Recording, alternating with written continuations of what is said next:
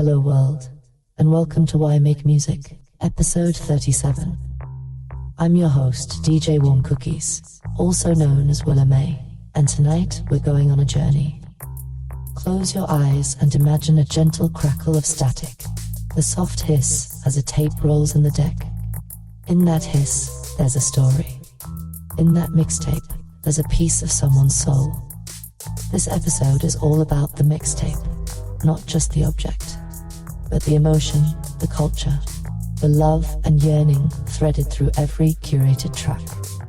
I speak to you with a warm heart and nostalgic soul, pairing my words with the mellow instrumental beds provided by ThinkTimm. Shout out to the maestro behind the beats guiding us on this trip. Whether you're listening on Spotify, Apple Podcasts, or some old school stereo, I invite you to travel with me through time and across continents. Together, we'll flip through decades like the sides of a cassette. From the 1960s, reel-to-reel origins of the mixtape idea, all the way to the 2020s. Algorithmic playlists that define our streaming era. Along the way, we'll visit the dimly lit basements of New York, where hip-hop DJs spun magic on tape. The bustling streets of London, where pirate radio pulses through cassette recordings. The vibrant favelas of Brazil, moving to homegrown mix CDs, and the neon-lit rooms of Tokyo, where cassette culture finds new life. We'll remember the DJs who became legends through mixtapes. People like Grandmaster Flash, DJ Clue, DJ Drama, K-Slay, DJ Screw, and the ever-mischievous MF Doom, each with their own chapter in this saga. But this isn't just a history lesson. This is a guided sonic memoir, a cultural time machine set to play. I'll be sharing some personal anecdotes, poetic reflections, and maybe even a few confessions. Mixtapes are deeply personal things. Love letters made of songs, protest pamphlets in audio form, diaries you can dance to. If you're like me, you might still have a shoebox of old tapes or CDs somewhere, each one a time capsule of feelings. Perhaps there's that mix you made for your first crush, trying to say with lyrics what you couldn't with words, or the playlist you put together to get you through a heartbreak or a long, lonely road trip. In those curated tracks and transitions, in the way one song melts into the next, there lies intention and emotion. As the great Nick Hornby once wrote in High Fidelity, making a mixtape is like writing a letter. You pour your heart into every choice and order, hoping to strike the right chords in the listener. A beloved old cassette, labeled with a personal touch, a tangible piece of someone's musical soul. Each mixtape carries memories in its magnetic ribbon, telling stories that words alone often cannot. So, let's embark on this journey through mixtape history and culture. Feel the click of the record button and the whirl of reels as we step back to where it all began. Keep your ears open and your heart wide, because this trip is as ethereal as it is down to earth, as intellectual as it is nostalgic. From mono to stereo, from analog to digital, from hand-dubbed cassettes to curated streams, we'll see how the mixtape evolved and what it continues to mean for all of us music lovers. Ready? I know I am. Let's hit play on the story of the mixtape. 1960s. Reel-to-reel beginnings. Let's travel back to the early 1960s, before the word mixtape existed, but not before the idea of it began to glimmer. In that era, reel-to-reel tape recorders were the domain of audio enthusiasts and professionals. Picture a big, spinning reel of tape on a machine the size of a suitcase. If you were lucky enough, or wealthy enough, to have one, you could spool your own recordings. Perhaps a jazz aficionado in 1965 might thread a reel with favorite cuts from vinyl records, creating a personal compilation to play at a dinner party. Or imagine a young soldier in Vietnam recording an audio letter on reel tape to send back home, speaking to a sweetheart and maybe sneaking in snippets of their song. These were essentially early mixtapes, heartfelt messages in a bottle, cast in magnetic tape. A major breakthrough came in 1963, when the compact cassette was introduced by this small plastic cassette, with 2 spools and a brown tape running between them, was a revolution. No longer did one need clunky reels and expensive gear to make recordings. Suddenly, anyone could record songs or voice on a device that fit in your hand. Early on, the sound quality was rough, and the music industry didn't quite know what to make of it. But a spark was lit. By the late 60s, music lovers were beginning to use cassettes to copy their vinyl records or capture radio broadcasts. The seeds of mixtape culture were sown as people realized they could curate their own collections of songs. In bedrooms and garages, you might find teenagers fiddling with portable cassette recorders, making early attempts at compilation tapes, even if they didn't call them that yet.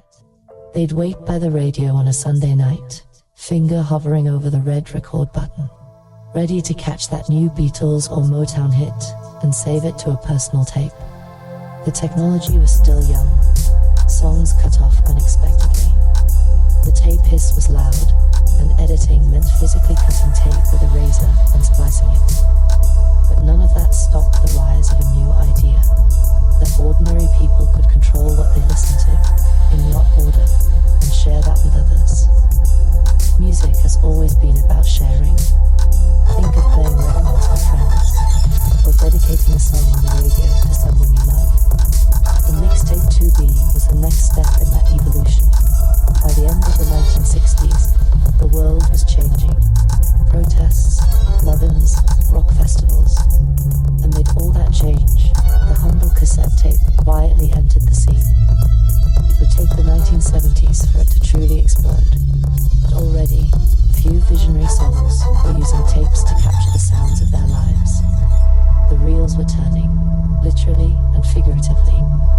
The mixtape era was dawning, one spool at a time, with each click and whir of those early tape machines bringing us closer to a new way of experiencing music.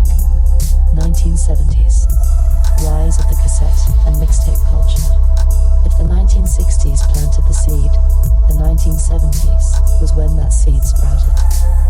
This was the decade the cassette tape truly came into its own as a medium for the masses. Throughout the 70s, audio technology improved.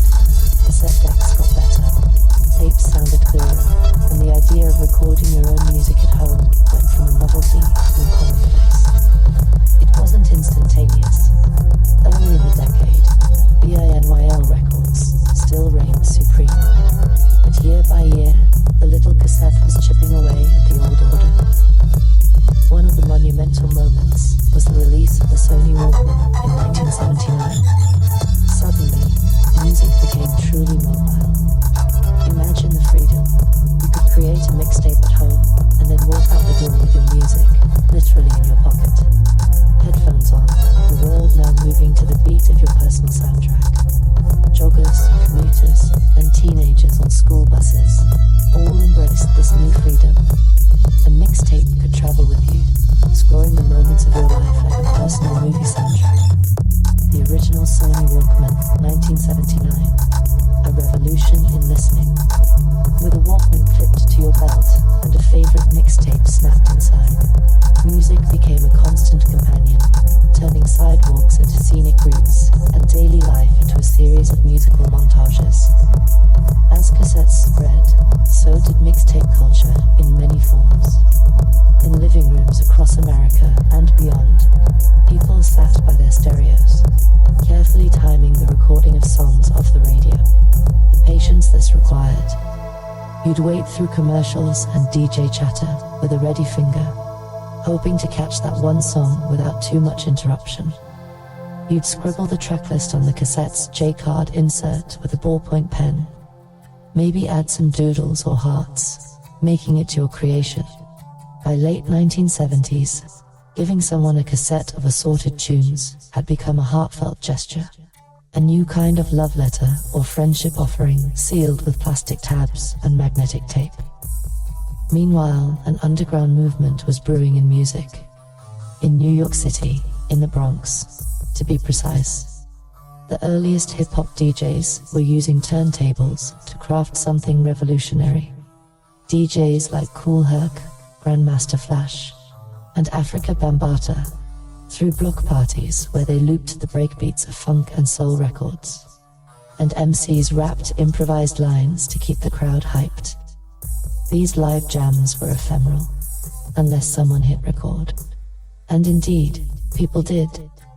Originally, mixtapes were live recordings of performances by DJs and MCs, mixes of beats with rappers freestyling over them, copied and circulated by fans.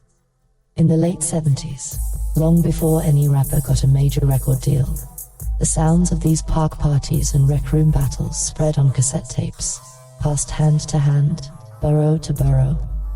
They were unpolished and raw, the bass often distorted, crowd noise in the background, but they were magic.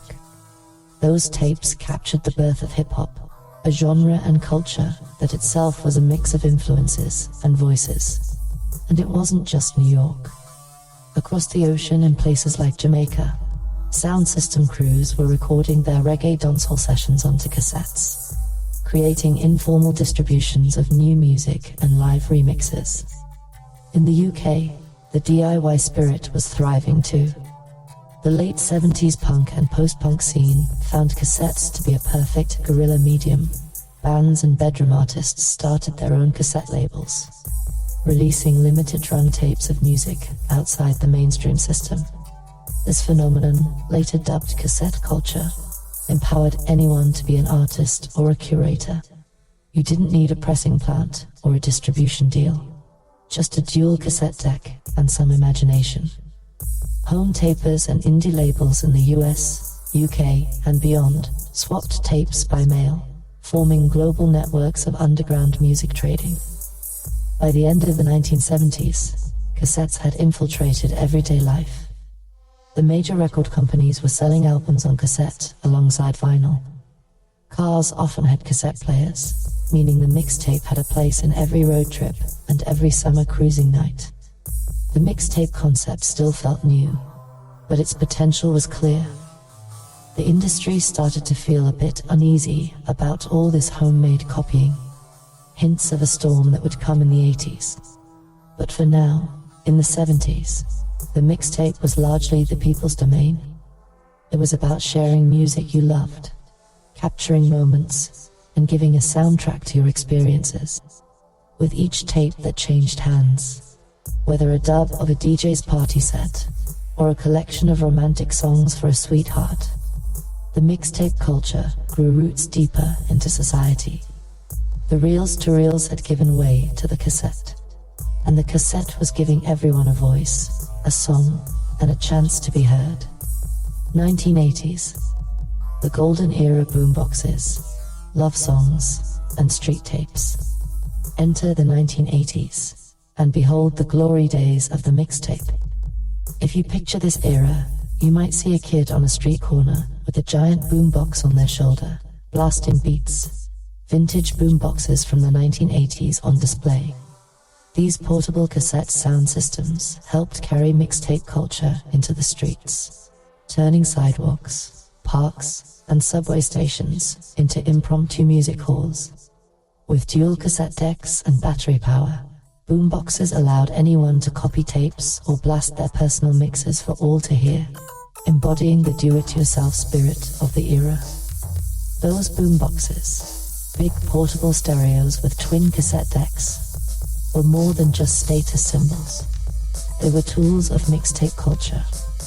With a boombox, you could record directly from the radio or dub copies of a friend's tape.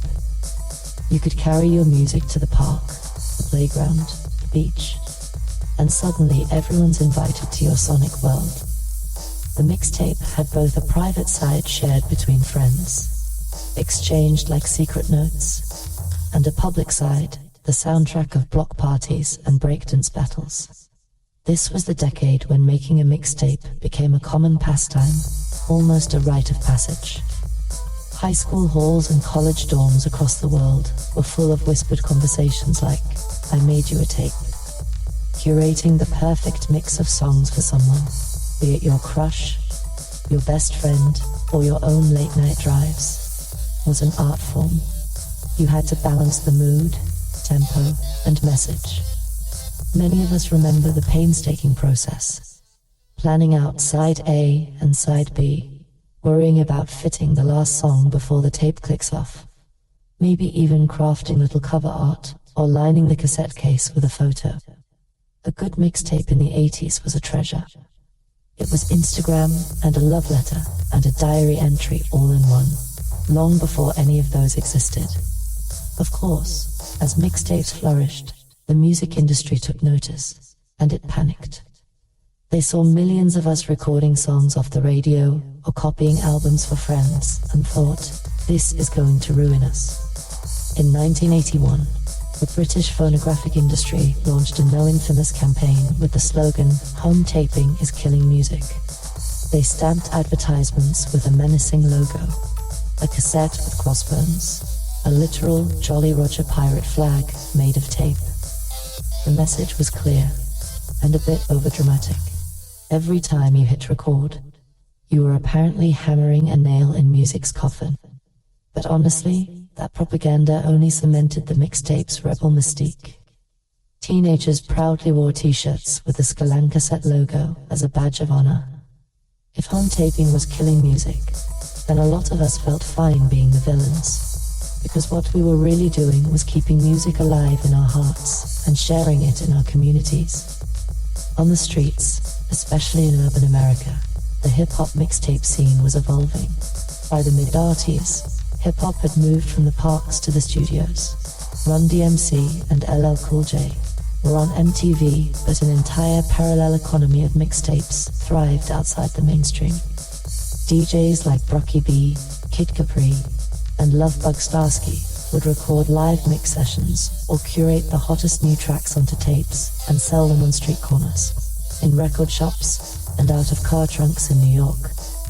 These tapes often featured exclusive remixes, freestyles, and shoutouts you couldn't hear anywhere else. In Harlem, the rooftop parties at Club 12, or the feverish nights at the Roxy, were captured on Maxell and TDK tapes, spreading the vibe far beyond the club. Mixtapes also played a crucial role in the rise of new genres. In the UK, during the 80s, pirate radio DJs, broadcasting soul, reggae, and early electronic music, inadvertently spawned a mixtape culture of their own. Listeners would tape those crackly illegal radio shows to enjoy later, effectively creating archives of scenes that had little to... Meanwhile, official compilations on cassette were making waves too.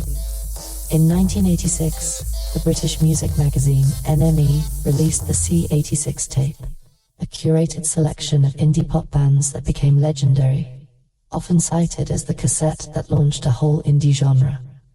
It proved that a mixtape, even one put together by a magazine, could shift musical movements, introducing listeners to a new sound in one neat package. And let's not forget how mixtapes touched pop culture in this era. Directors like Spike Lee curated film soundtracks that felt like personal mixtapes. For instance, his 1989 film Do the Right Thing practically revolves around a boombox blasting Public Enemy's Fight the Power, a song that became an anthem of its time and imbued the film with the energy of a meticulously chosen mixtape track. Filmmakers realized that selecting the right songs in the right sequence could define a story, just as we realized our own lives could feel like movies if we scored them with the right mixtape. By the late 1980s, the term mixtape was common vernacular, and the phenomenon was everywhere. From the soft glow of the bedroom, where someone is quietly assembling a romantic mix for their sweetheart, to the noisy street corner where the latest street tape is being hawked with exclusive rap battles. The mixtape was a defining element of the decade. It was the golden era in which this humble format became something epic, a catalyst for creativity, community, and even controversy. Music was no longer just something you bought and consumed. It was something you crafted and gave, a personal gift or a statement. And as we turned the cassette over to side B and rolled into the 1990s, that spirit of the mixtape would only grow stronger. 1990s, mixtapes go mainstream. hip-hop's renaissance and personal tales, the 1990s arrived, and with them a tidal wave of change in music and technology. But the mixtape rode that wave and grew even more influential. This was a decade where the concept of a mixtape truly went mainstream. Cassettes were everywhere, but now they had a new companion, the compact disc. Early in the 90s, CDs were fancy tech for audiophiles. By the end of the 90s, they were the dominant format. Yet, even as people started to switch to CDs for albums, the culture of recording and swapping mixes remained cassette-centric for most of the decade. There was something about the ease of the tape, recording in real time, the physicality of it, that continued to captivate. In the world of hip-hop, the mixtape became almost as important as official albums. Some might even say more important. In New York, a DJ by the name of DJ Clue rose to prominence by dropping tape after tape filled with exclusive tracks and freestyles from the hottest rappers. If you wanted to hear the latest Jay-Z verse or a new Nas freestyle in 1997, you didn't tune in to MTV or buy a CD. You hunted down the latest DJ Clue mixtape from Clue became famous for his signature echoes and sound effects. New Clue, and he proved that a DJ could be a star in his own right by curating the street's favorite playlist. His mixtapes were so influential that eventually he landed a record deal to make what were essentially mixtape albums on a major label. Down in Houston, Texas, an entirely different mixtape revolution was happening courtesy of the late great DJ Screw. In the mid-90s, DJ Screw started slowing down records, way down, to create a hypnotic syrupy sound that matched the sweltering heat of Houston nights. He'd take a popular song, slow it to a crawl, and chop it up with repetition and scratches, turning hip-hop into a woozy, mellow ride. These were the famed Screw tapes. Fans would line up outside his house late at night, because Screw would literally sell his mixtapes straight out of his home studio and later his shop. As soon as he finished mixing them, it's said that at his peak, DJ Screw was selling thousands of tapes a week. Folks just couldn't get enough of that slow-down vibe. He named his tapes with titles like June 27th, a legendary session, or based on the color of the cassette. Entire subgenres and a rap scene, the screwed-up click and beyond, grew from those tapes. When you drove through Houston's South Side in the 90s, you might hear that distinctive dragged beat rumbling from car speakers, the unmistakable mark of a screw tape in the deck. Back on the East Coast, another figure, DJ K-Slay, was emerging, known as the Drama King. In the late 90s and early 2000s, K-Slay's mixtapes became the battleground for hip-hop beefs and raw street anthems. If two rappers were feuding, chances are their diss tracks hit a K-Slay tape first. He had a way of stirring the pot, and listeners loved it. His Street Sweepers series would carry some of the most talked about exclusives of the era. The mixtape was the news ticker of hip-hop. It's how you kept up with who was beefing with whom, who had a hot new verse, and which up-and-comer was making noise. Mixtapes in the 90s also began to shape the way artists made their albums. Rappers like 50 Cent famously used mixtapes to build huge buzz before ever releasing a studio album. In the early 2000s, 50's tactic of rapping over others' beats on mixtapes got him noticed by Eminem and Dr. Dre, a strategy now legendary in music circles. But even before that, many artists treated their official releases with a mixtape mindset. More samples, interludes, skits, and a flow that felt like a continuous DJ set. The influence of the mixtape's anything goes creativity seeped into production techniques. Here we should give a nod to MF Doom, the masked underground icon. Doom wasn't a mixtape DJ. He was a rapper, producer. But when he returned to the scene in 1999 with Operation Doomsday, he brought a mixtape aesthetic into his albums. He blended dialogue snippets from old Fantastic Four cartoons, soul music samples, and quirky comedic skits throughout his tracks. Listening to a Doom record felt like tuning into a pirate radio show from another dimension. It had the vibe of a homemade tape compiled by a brilliant, eccentric friend who wanted to school you on esoteric beats and rhymes. His later instrumental series, Special Herbs, were essentially beat mixtapes released as albums. ThinkTimm showed that the boundary between mixtape and album could be delightfully blurry. What mattered was the vibe, the journey. Amid all this, the personal mixtape remained a cherished ritual for everyday people. Let's get personal for a moment. I remember one from my own life. The summer of 1995. I was away from home for an internship, feeling lonely in a new city. A dear friend mailed me a cassette labeled Warm Cookies Mix. Summer 95, yes. Using my DJ name as a pun.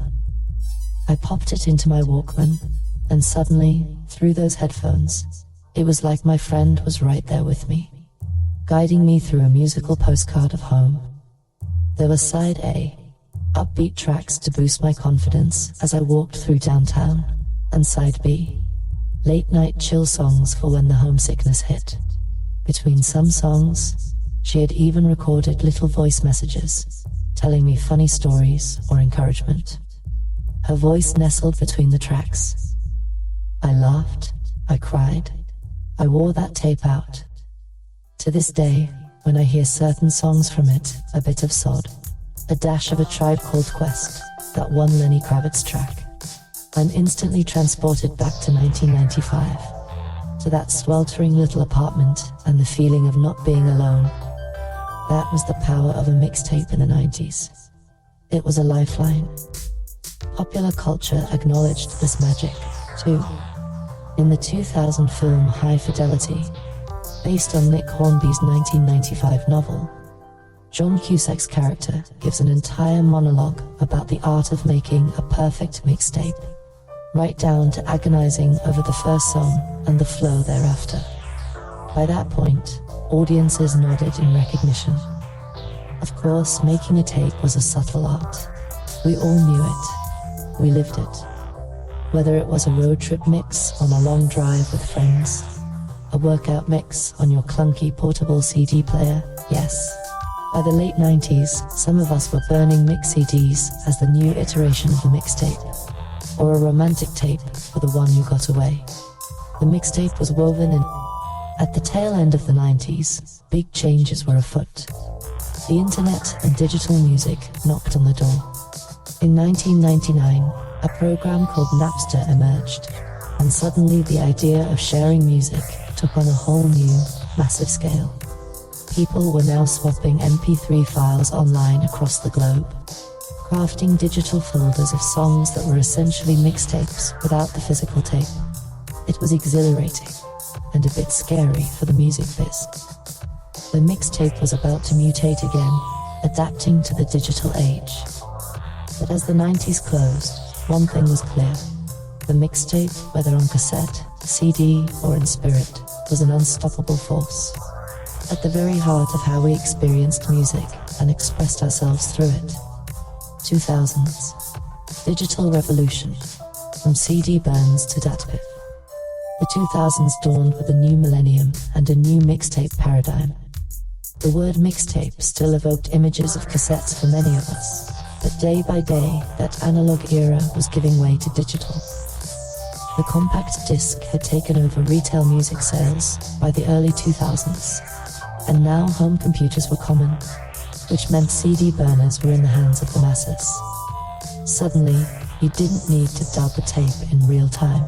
You could drag and drop a playlist on your computer and burn a mix.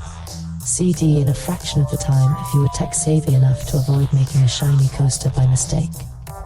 For those of us who grew up with tapes, there was a bit of sadness in leaving behind the beloved cassette. But we quickly embraced the crisp sound and convenience of CDs. A mixed CD had its own advantages. No more worrying about tape, hiss, or the mechanical clunk of auto-reverse, and you could skip tracks with a button. Throughout the 2000s, Gifting someone a burned CD of your favorite songs became as normal as giving a mixtape in the decade prior. It was the same love, on a new format. Meanwhile, the internet was reshaping how we discover and share music. After Napster's wild ride at the turn of the century, the platform erupted in 1999 and was effectively shut down by 2001, leaving a trail of both enlightened and enraged people in its wake. The floodgates of digital music were opened. By the mid-2000s, the idea of an online mixtape became reality. Websites and forums popped up where users would share playlists and collections of MP3s south. And then came the rise of dedicated mixtape platforms, most notably DatPiff in 2005. DatPiff became the go-to hub for hip-hop mixtapes online, a place where you could download the latest Lil Wayne or Gucci Mane tape for free and legally, well, semi-legally. The site operated in a grey area with the blessing of artists hungry for exposure. No longer did you need to be in New York or LA to snag the hot new mixtape from a street vendor. A kid in rural Kansas or a fan in Paris could get it with a few clicks. The shift to digital had huge implications. It meant a mixtape could go viral, reaching millions without a single physical copy being made. Artists took note. Lil Wayne, who by the mid-2000s was proclaiming himself the mixtape Wheezy, flooded the internet with free music between his official albums. Those mixtapes, like the Dedication series with DJ Drama or DA Drought series, were lauded by fans and kept Wayne's legend growing. By the time his next album dropped, fans were ravenous. The industry started to see the mixtape not as a threat, but as a promotional weapon, albeit one they still couldn't fully control. And speaking of DJ Drama, the 2000s were his time to shine, and also the time he got burned. DJ Drama and his affiliates crew were dropping the acclaimed Gangsta Grillz mixtapes, collaborating with everyone from T.I. to Jeezy, effectively setting the southern rap landscape on fire. But in 2007, in a scene straight out of a movie, Drama's studio in Atlanta was raided by law enforcement in conjunction with the RIAA. They seized over 80,000 mixtape CDs and arrested Drama and his partner Don Cannon on racketeering charges.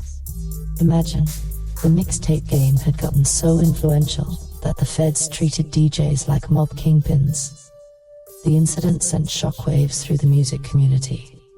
For a moment, everyone thought the mixtape hustle might go dark. Who wanted a potential FBI raid? But the opposite happened.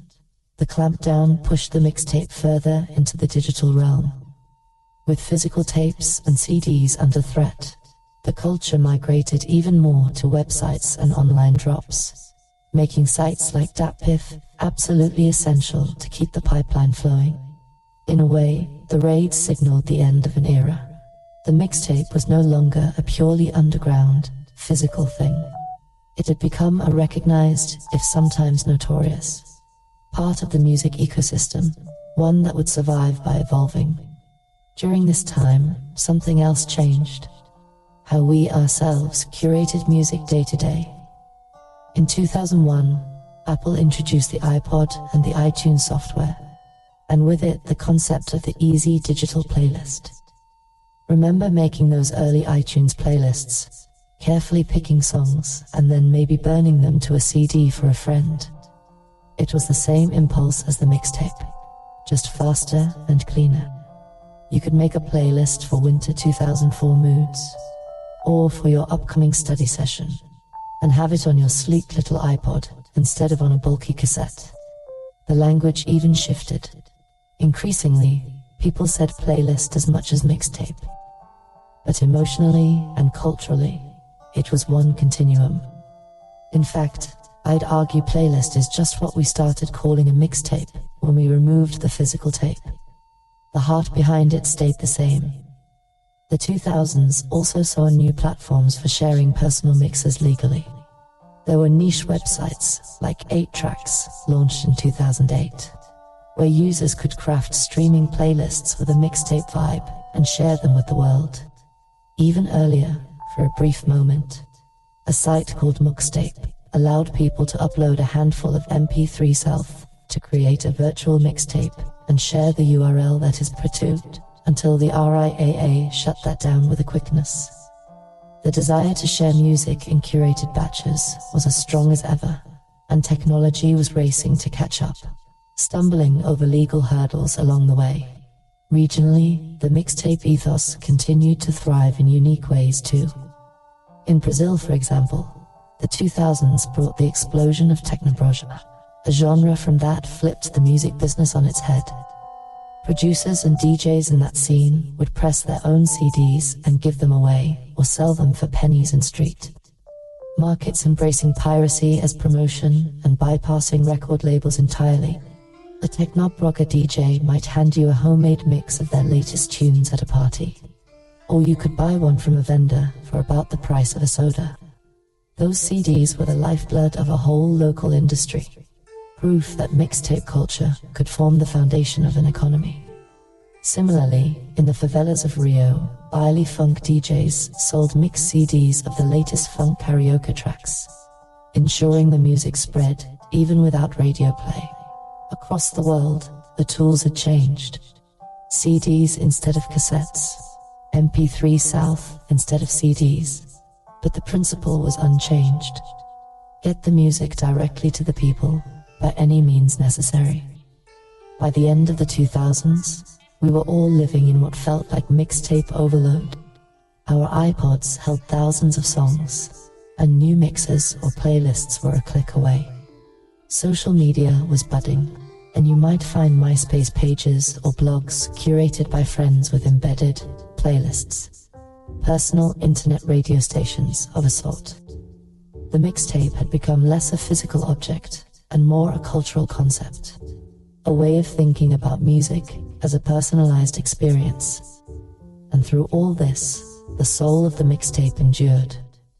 I like to imagine that even as format shifted, somewhere a teenager in 2005 was still hitting record on a cassette deck because it was the only tool they had, and pouring their heart into a tape for someone special. At the same time, another kid was making a mixed 2005 CD with the exact same care. Different mediums, same love. The decade closed with the mixtape transformed yet again, setting the stage for an era where algorithms and streaming would both assist and compete with the human touch of a mixtape maker. But that's the next chapter in our journey. The 2010s, where the playlist truly goes to the cloud. 2010s, playlists and the cloud, mixtape spirit in a streaming world. By the 2010s, the musical landscape had largely moved into the cloud, quite literally. Streaming became the dominant mode of listening. You no longer needed to own music to make a mix. You just needed a subscription or an internet connection. On one hand, it felt like mixtape heaven. Any song you think of, you can pull into a playlist instantly. On the other hand, the human touch of the classic mixtape now had a new rival: algorithms. Spotify led the way with curated and algorithmically generated playlists that attracted huge followings. One flagship playlist, Rap Caviar, amassed millions of listeners and essentially became the new mixtape to break hip-hop artists just curated by an editor at Spotify, rather than a street DJ. It was even dubbed the most influential playlist in music by publications. Meanwhile, Spotify's mysterious algorithms learned our tastes and began serving up personalized mixes. Discover Weekly, for example, which launched in 2015, would deliver a fresh 2-hour playlist of songs every Monday tailored to your listening habits. It felt a bit like a friend or a DJ making a mix just for you, except that friend was a complex piece of code crunching data about your behavior.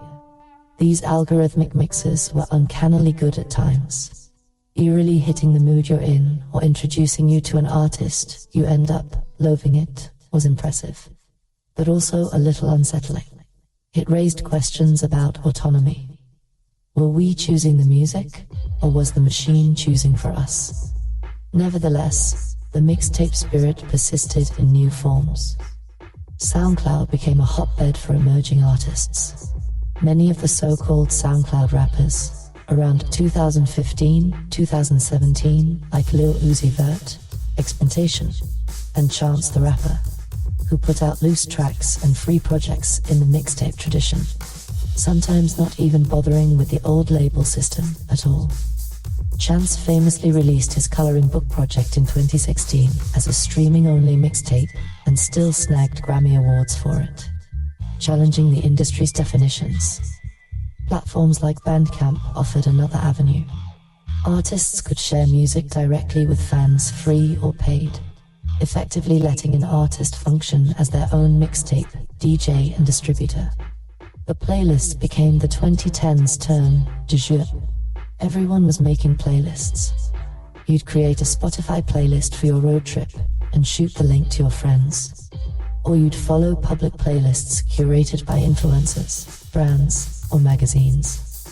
Some playlists became almost collaborative cultural creations.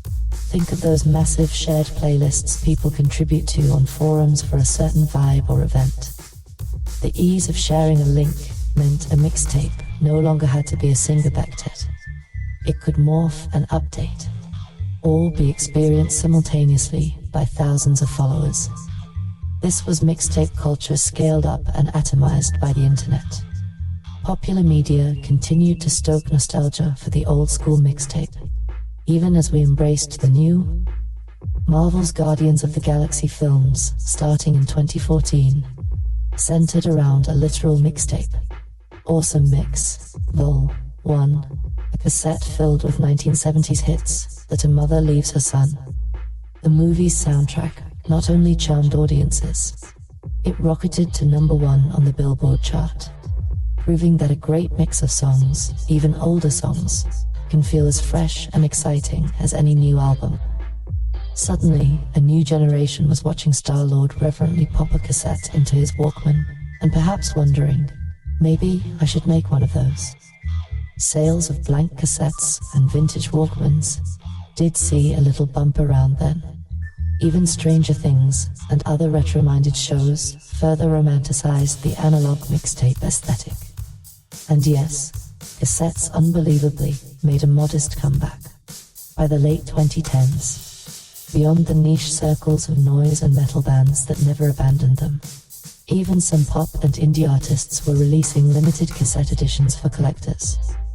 There was a tactile novelty in the tape that no playlist could replicate, and young fans raised on invisible MP3 files found charm in the clunky plastic relics. In Japan, this cassette revival was especially noteworthy, with Gen Z buyers scooping up tapes and labels producing new cassette players to meet demand. It seemed the further music drifted into intangible streams, the more some people longed to hold a piece of it in their hands, to feel that analog warmth and personal ownership a mixtape provides. In the mainstream industry, mixtapes and albums blurred together during the 2010s.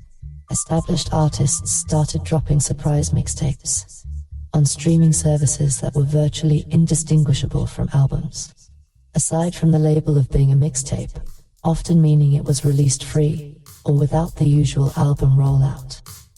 As one musicologist noted, what was once a DIY cassette with a scribbled J card is now taken very seriously by the industry. Some mixtapes are produced as slickly as albums and released officially, blurring the line between the two. The role of the old-school DJ in curating these tapes has sometimes been replaced by the artists themselves or their producers. Where in the 90s we shouted out DJ drama or Clue hosting a tape, in the 2010s we looked at, say, Metro Boomin or Zeta Van producing a whole mixtape for Future or Gucci Mane. The producer became the star curator in many cases. Crucially, the democratization that mixtapes always symbolized hit full stride. Social media and platforms like TikTok in the late 2010s turned everyone into a potential tastemaker. A teenager making a Fidelity song TikTok video with a catchy song could inadvertently create a hit. essentially performing the mixtape's role of elevating a song to thousands of new listeners, but at lightning speed. One viral meme or dance challenge could do what hustling a trunk full of tapes did back in the day, only exponentially faster. In a way, TikTok trends became the new street singles, and user-curated viral playlists on streaming services often propelled these songs onto the charts. By the end of the 2010s, the mixtape as a term, as a practice, as a philosophy, had diffused into nearly every aspect of music culture. We might not always call a Spotify playlist a mixtape, but when you painstakingly create a sequence of songs and share it, you are continuing the mixtape legacy. And importantly, the reasons remain the same: to express feelings, to tell a story, to share discoveries, or to simply craft the perfect vibe. Now, standing here at the tail of that decade and the beginning of the 2020s, we find ourselves asking, where does the mixtape go from here? Do we lose something when algorithms pick songs for us? What have we gained with unlimited access? And what do we crave from the old limitations? These questions lead us into a final reflection on what mixtapes have taught us about being listeners and humans, and where the art of musical curation might be headed next. The mixtape's legacy, what it teaches us about curation and self. As our journey through time comes to a close, let's step back and reflect on the bigger picture. We've seen the mixtape evolve from magnetized ribbons to streaming bits, from something you held in your hand to something that lives in the cloud. But through all those changes, the essence of the mixtape remains surprisingly constant. It is about connection, between songs, between people, and within ourselves. At its core, a mixtape has always been a testament to the human desire to curate meaning. In a world overwhelmed by sound and information, making a mixtape is an act of saying, these few songs, in this order, matter right now. It's a tiny declaration of order and beauty. In choosing songs and sequencing them, we reveal pieces of ourselves. Think about the times you've made a mix. You agonize over song choices, because you are effectively writing a letter in a language everyone understands, but few truly speak fluently. The language of music. If you give someone a mixtape or a playlist, you're telling them, this is how I feel. This is how I see the world. I want you to experience it with me. There's a vulnerability in that, an honesty that can be hard to convey with just words. Listener autonomy has been a recurring theme. The mixtape emerged as a symbol of listeners taking control. No longer were we at the mercy of radio, DJs or record labels to decide what we could hear and in what sequence. We became the DJs of our own lives. Each mixtape is an exercise in freedom. You craft a narrative or a mood out of the infinite possibilities of sound. This autonomy only grew as technology advanced. Today, any of us can wake up and, within minutes, assemble a playlist that spans decades, genres, and continents. That's powerful. But with that power comes the subtle influence of the new gatekeepers, algorithms and platforms. When a recommendation engine serves you up the perfect song, is that enhancing your autonomy or gently eroding it? It's a bit of both.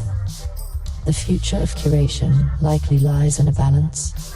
Algorithms might handle the heavy lifting of suggestion, but the human will always have to step in to imbue a sequence with soul and personal intention. Because a great mixtape or playlist is more than the sum of its parts. It's the fingerprint of the person who made it. What do mixtapes teach us about the self? For one, they teach us that we are not static. Just as a mixtape has a side A and side B, each highlighting different moods, we too contain multitudes. Dig out an old mixtape or playlist you made years ago, and you'll find a time capsule of your psyche. So this is what 16-year-old me stayed up at night thinking about. You'll say when that painfully earnest love song or that angsty rock anthem kicks in. Mixtapes are diaries encoded in melody and rhythm. They show how our tastes change, and with them, our identities. Yet they also show the through lines. Perhaps the same Bob Marley track appears on mixes 10 years apart, reminding you that some part of you, the part that finds peace in that song, has been constant. Mixtapes also teach empathy and listening. When you craft a mix for someone else, you step into their shoes, trying to hear the songs as they might, hoping to evoke a certain feeling in them. You learn to balance your voice with the listener's ear, a delicate dance of communication. It's a lesson in vulnerability too. You might pour your unrequited love into a mixtape and hand it over, heartbeat trembling, not knowing if the message will be understood or appreciated. Hitting play on that gifted mixtape is essentially hearing someone say, "Here's a bit of my soul." There's a profound emotional intelligence in that exchange. As we peer into the future, I am optimistic that the art of the mixtape, the art of thoughtful curation, will not die. If anything, it may be more needed than ever. We live in an era of limitless options, where any song is at our fingertips, but paradoxically, it can be harder to find the meaning in all that abundance. Human curators, whether it's you making a playlist for 2 friends, or a DJ broadcasting to 2 million, provide a narrative, a pathway through the musical wilderness. This skill will remain uniquely human as long as music is more than data, as long as it carries memory, emotion, and context that only we truly feel. We might see new forms. Maybe future mixtapes are interactive, or AI helps assemble them based on our brainwaves. Who knows? But one thing I suspect, people will always crave that feeling of receiving a mixtape. That feeling of knowing someone took the time to think about you and say, "I heard this song and thought of you," or "These tracks helped me when I was down." Maybe they'll help you too, whether it arrives as a link in your messages, or on a retro cassette with a handwritten note. That gesture cuts through the noise. In making and sharing mixtapes, we continue a tradition of storytelling as old as humanity, just using borrowed voices and melodies to tell our tale. Each of us is, in a way, a living mixtape, a collection of influences and experiences, remixed continuously and shared with those around us.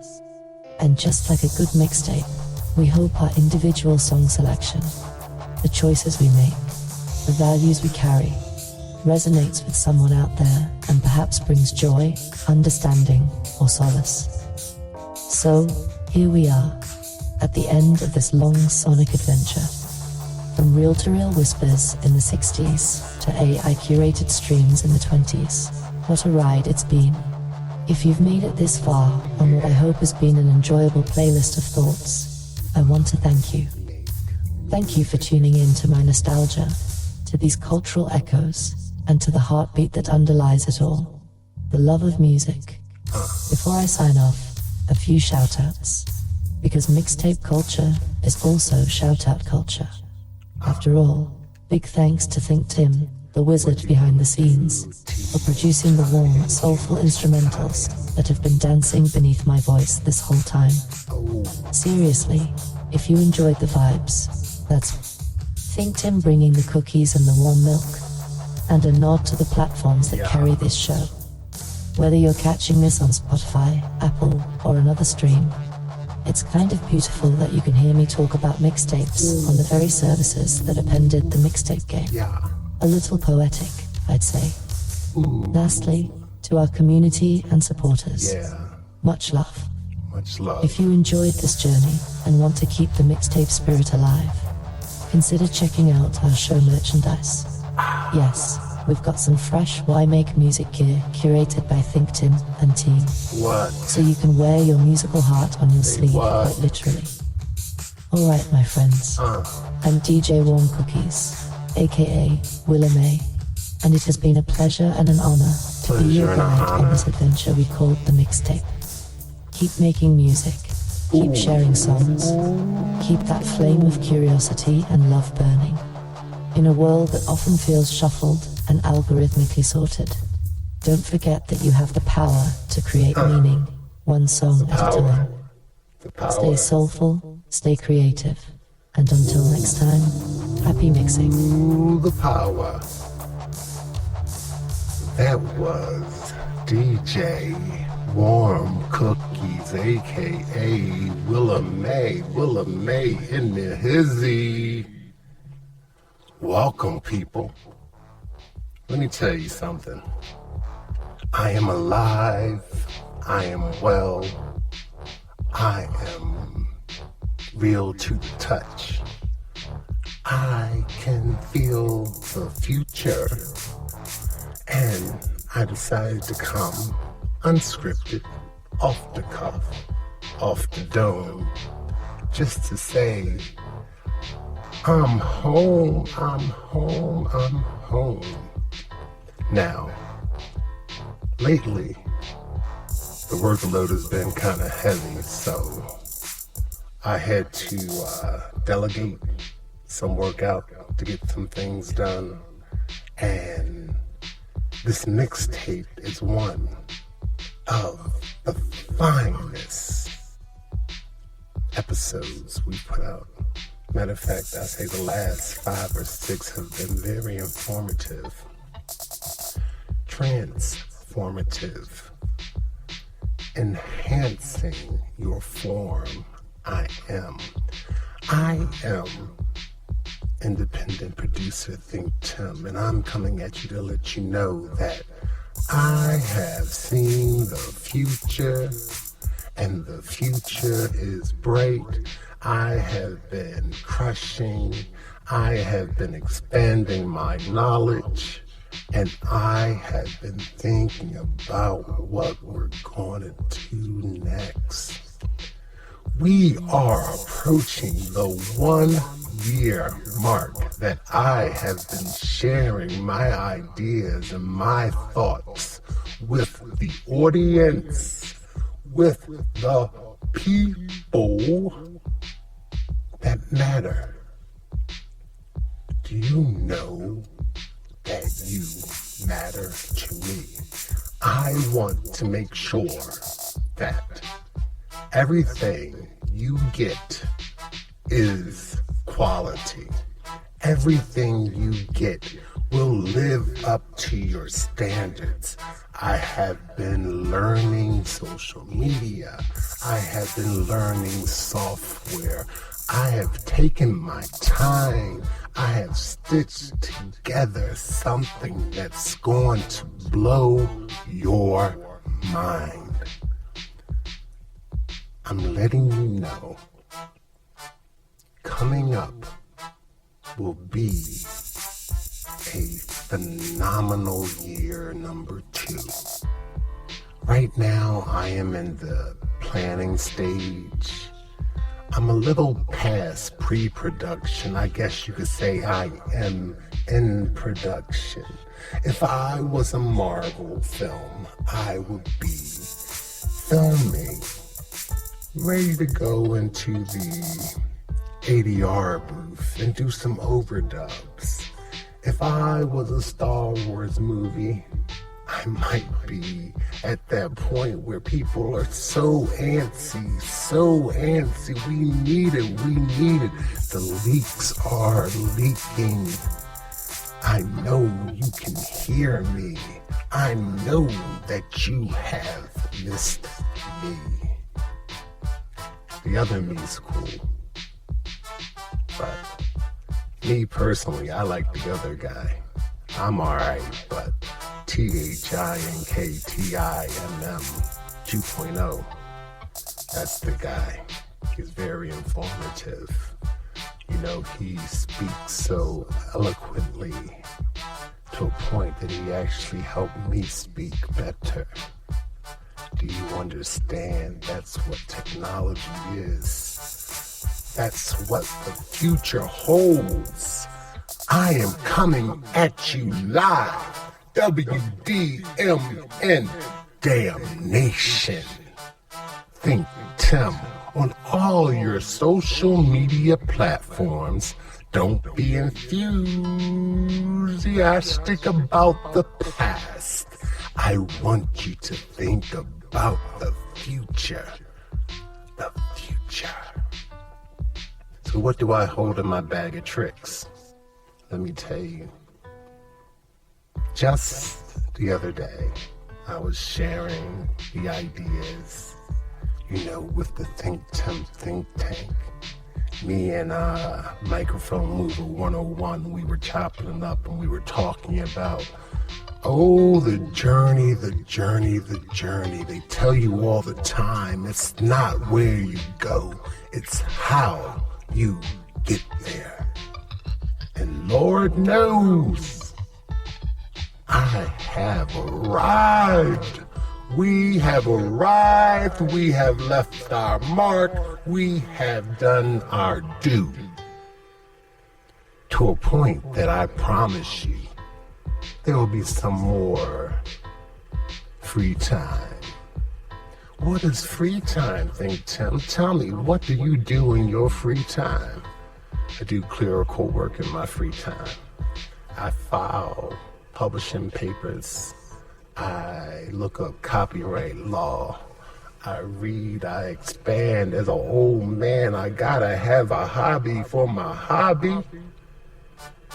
And my hobby for my hobby is keeping myself educated on all things that will push us forward in year number 2. We are currently on episode 37 of Why Make Music ... Let your imagination run wild, people. Let your imagination run wild, for the future is now.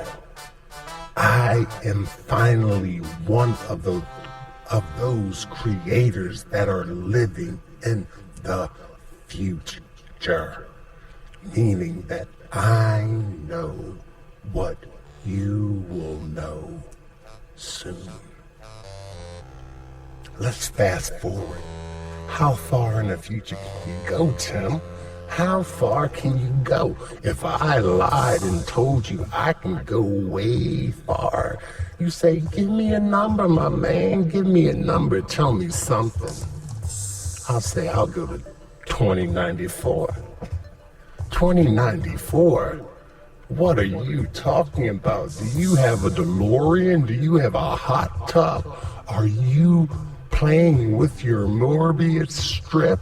Are you wielder of one of those rocks that can take you through time as long as you don't mess it up and leave your shield behind?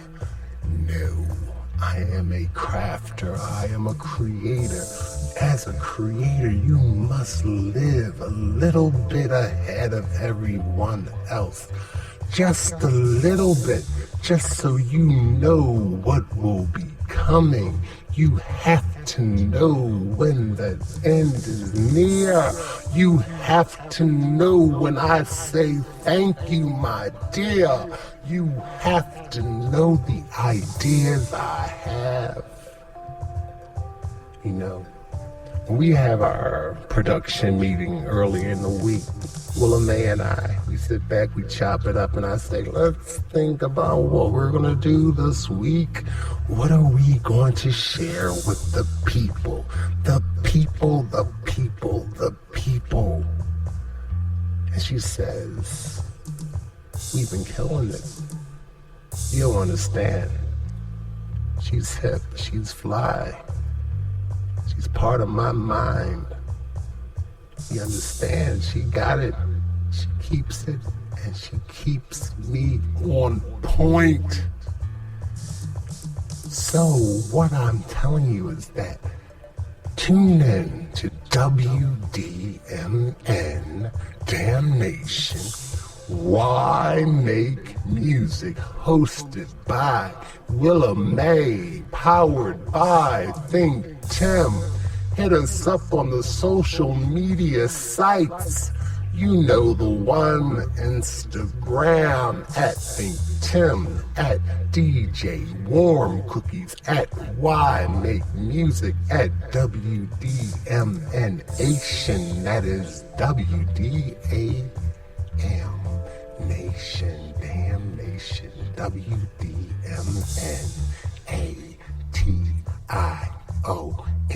They're all intertwined. For those who do Facebook, hit me up on ThinkTimm on Facebook. If you do Blue Sky, I am ThinkTimm on all of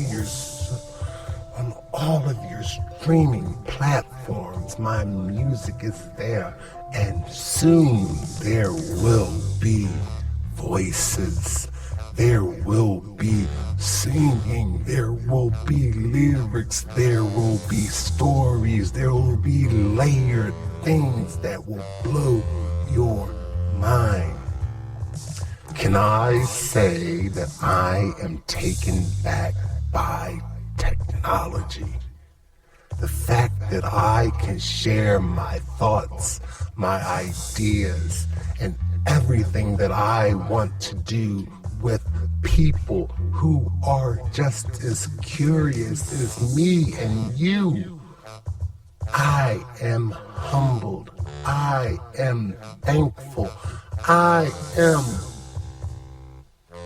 so thankful, because all I ever wanted to do was share. Sometimes I am too focused on the goal, and sometimes I see beyond the gold. Sometimes I have to hear that little sound that sounds like the show's going off. It gets me in a mellow mood. It's like a lullaby. It's like a baby's song. It's like a peaceful hum. It means that the time has come for me to move on and get back down to business. It's another Friday in the box, people. What you gonna do? June is around the corner. After June is July, and then it's August. August is the 1 year mark, the 1 year mark that we have been out. Count the episodes, count it down. We are getting to season number 2 of Why Make Music ... It's gonna be flyer. It's gonna be more technologically advanced. If I could bring you a hologram of a podcast, believe you me, I would. But I am going to serve up the greatest serving of technological display that a human has put forth, and has been proud to put his name on it. Because we are ThinkTimm. We are the brand. We are the name. We are the ideas. We are the future. ThinkTimm. ThinkTimm, and DJ Warm Cookies Willa May. All day. Peace and be wild.